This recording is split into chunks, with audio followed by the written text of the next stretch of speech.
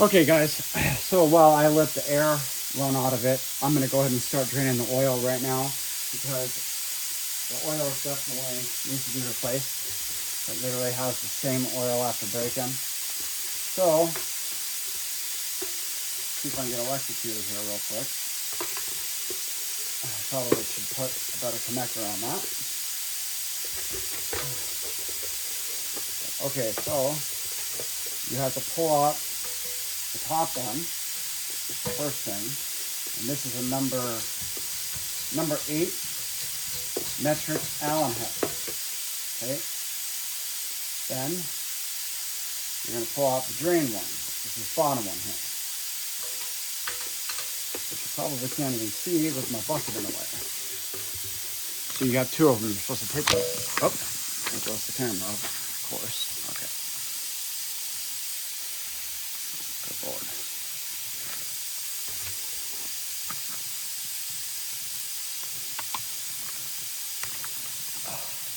Okay. So I took the top one out, which is where you fill it in, and then you take the bottom one out according to the manual. I'm just following the exact guidelines that are in the Husky manual for this unit. You may be able to do it without having to pull the top one first. I don't know. But who knows? It's not like I work on 15 compressors or ever had taken one apart before in my life. A typical day though. Try to get something done, and it's always something else you gotta do. So now, I guess I gotta try to tilt it forward. Get this nice, high quality.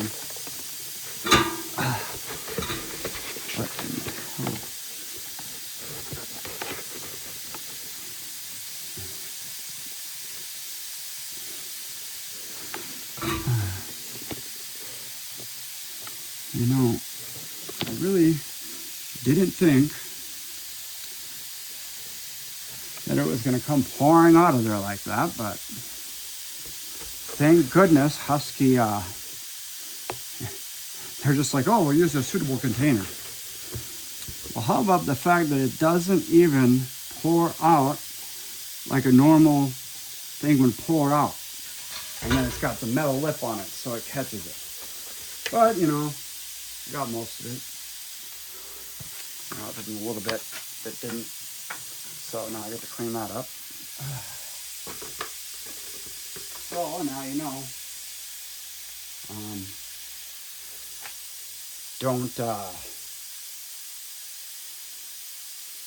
maybe make a little thing, a lip on there so that it drains into your little suitable container.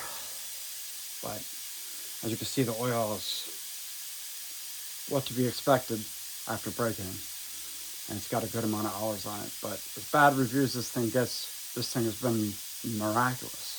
It's like $599. Took them forever to get it delivered, but hey, they eventually dropped it off and got it going. And as long as you maintain it and you make sure you keep a water